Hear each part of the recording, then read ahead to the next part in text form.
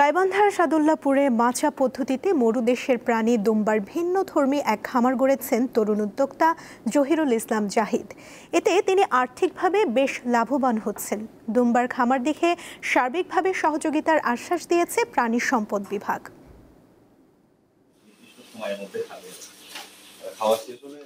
7 মাস আগে এজেন্টদের মাধ্যমে 8 লাখ টাকায় ভারত থেকে তুর্কি জাতের একটি পাঠা সহ 5টি দুম্বা কেনেন জহিরুল ইসলাম জাহিদ। এরপর পরিকল্পনা অনুযায়ী মাচা পদ্ধতিতে এগুলো পালন শুরু করেন তিনি।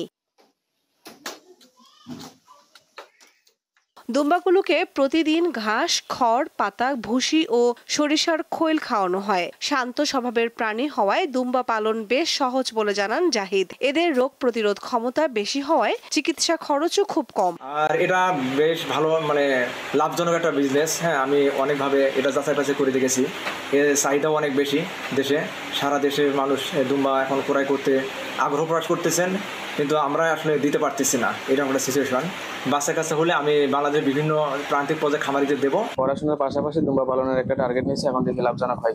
দুম্বা তো দেখি নাই কোনোদিন, নতুন দেখতেছি। খামারের এক একটি দুম্বার ওজন 75 থেকে 120 কেজি পর্যন্ত। প্রতিটির বাজার মূল্য 2.5 লাখ থেকে 4 লাখ টাকা পর্যন্ত হতে পারে।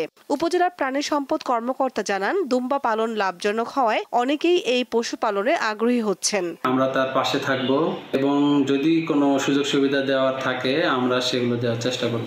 সফল হোক, এরকম একজন উদ্যোক্তা যদি সফল হয় তাহলে আমরা তার দেখা দেখি আসলে আমাদের অনেক উদ্যোক্তা এখানে তৈরি হওয়ার সম্ভাবনা আছে।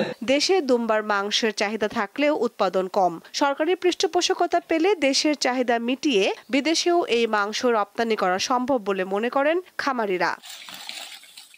দীপ্ত, বার্তা কক্ষ।